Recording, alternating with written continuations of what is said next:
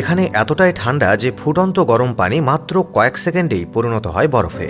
পুরো শরীর গরম কাপড়ে ঢাকা, তবু চোখের পাপড়ি ভ্রুতে জমে যায় বরফ। পাতলা আবরণে একটি বাবল সেকেন্ডের মধ্যেই ঠান্ডায় আইস হয়ে যায়। কাঠের পেরেক ঠুকতে প্রয়োজন হয় না কোনো হাতুড়ির, কলা বা আপেল দিয়েই হয় হাতুড়ির কাজ। এখানে কোনো খাবার সংরক্ষণ করতে ফ্রিজ ব্যবহার করার প্রয়োজনই হয় না, কারণ প্রকৃতি এখানে এক ধরনের ফ্রিজ। -50 ডিগ্রি তাপমাত্রায় মাছ, মাংস সবকিছুই বরফে জমে থাকে। তবে রান্না করা খাবারও দ্রুত খেয়ে ফেলতে হয়, না হলে সেটিও পরিণত হয় বরফে।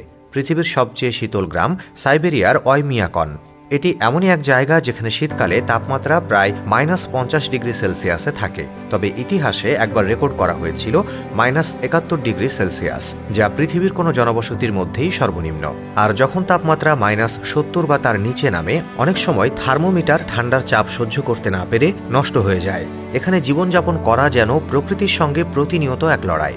তীব্র ঠান্ডার কারণে কোনো ফসল হয় না, এমনকি নিঃশ্বাস থেকে জমে ওঠা বরফের কারণে শ্বাস নেওয়াও কষ্টকর হয়ে পড়ে।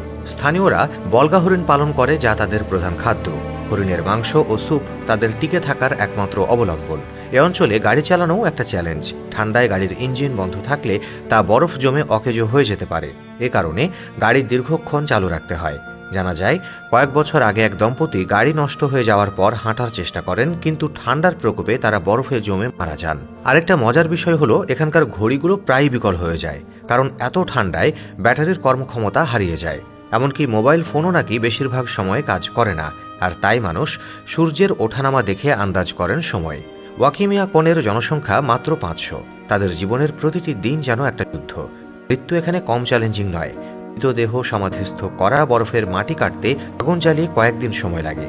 এমনকি শত শত বছরেও সমাধিস্থ দেহ পচেও না।